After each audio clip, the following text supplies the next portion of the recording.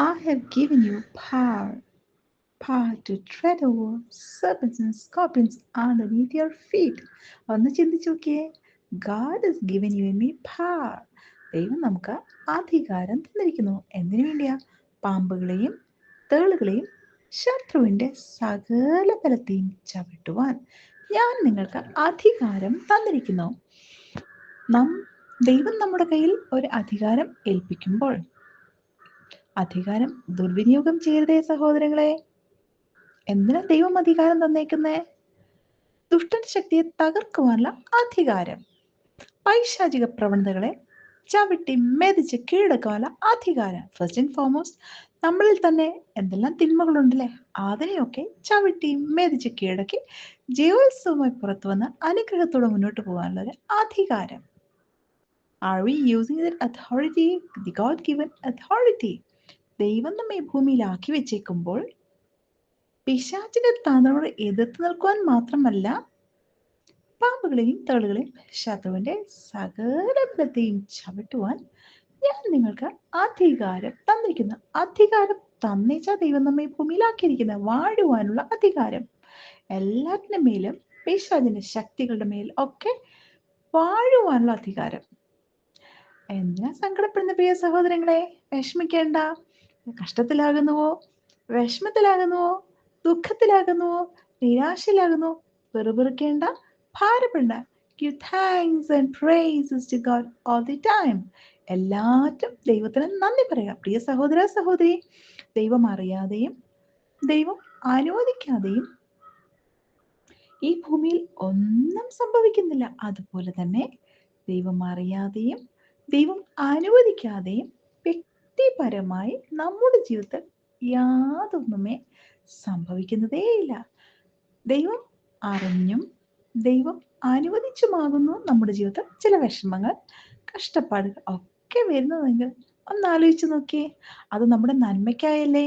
ദൈവം നമുക്ക് തിന്മയ്ക്കായി ഒന്നും ചെയ്യുന്നില്ലോ. Just because Jesus loves U.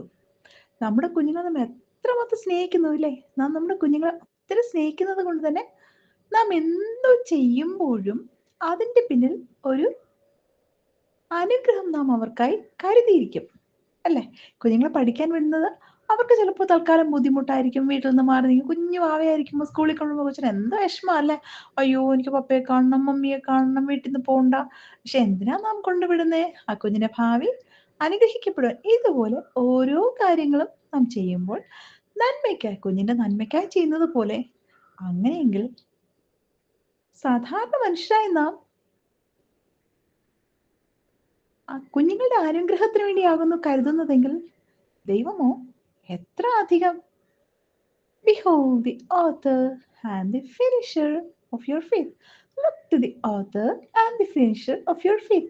ജീസസിനെ നോക്കാം. ജീസസ് നമുക്ക് എല്ലാം നന്മയ്ക്കല്ലേ ചെയ്യത്തുള്ളൂ. അതിനാൽ തന്നെ അനുഗ്രഹത്തോടെ സന്തോഷത്തോടെ ദൈവം നൽകിയിരിക്കുന്ന അധികാരം ഉപയോഗിച്ച് ഈ ഭൂമിയിൽ ജീവിക്കാം.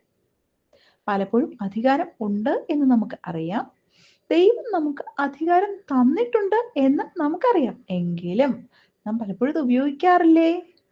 ചിലപ്പോഴെങ്കിലും നാം നമ്മുടെ അധികാരം ദുർവിനിയോഗം ചെയ്യാറില്ലേ? റിപ്പന്റ്, ദൈവത്തോട് ക്ഷമ ചോദിക്കാം.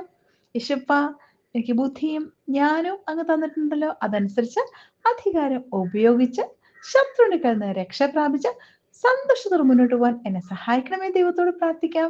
സ്നേഹവാനായ സ്വർഗീയ നല്ല പിതാവ് ദൈവമേ, അങ്ങ് തിരുവചനങ്ങളെ പഠിപ്പിച്ചല്ലോ യേശുപ്പ. പാമ്പുകളെയും തേളുകളെയും ശത്രുവിന്റെ സകല ബലത്തെയും ചവിട്ടുവാൻ ഞാൻ നിങ്ങൾക്ക് അധികാരം തന്നിരിക്കുന്നു. ഒന്നും നിങ്ങൾക്ക് ഒരിക്കലും ദോഷം വരുത്തുകയില്ലെന്ന് വചനം പറയുന്നല്ലോ യേശുപ്പ. അങ്ങനെ നിശ്ചയമായും ഞങ്ങളുടെ മുന്നിലുള്ള തിന്മകൾ, ഞങ്ങൾ കടന്നു പോകുന്ന വഴികൾ, ദുർഘടങ്ങളൊന്നും ഞങ്ങൾക്ക് ഒരിക്കലും ദോഷം വരുത്തുകയില്ലല്ലോ യേശുപ്പ. അതിനായി തോന്നി ഇന്ന് ഞങ്ങളിത് വിശ്വസിച്ച് അതിനുള്ള മിറാക്കിൾ ഏറ്റെടുക്കുന്നു. അപ്പൊ ഇതൊന്നും തിന്മയ്ക്കായല്ല, സകലതും everything works for good for those who love God.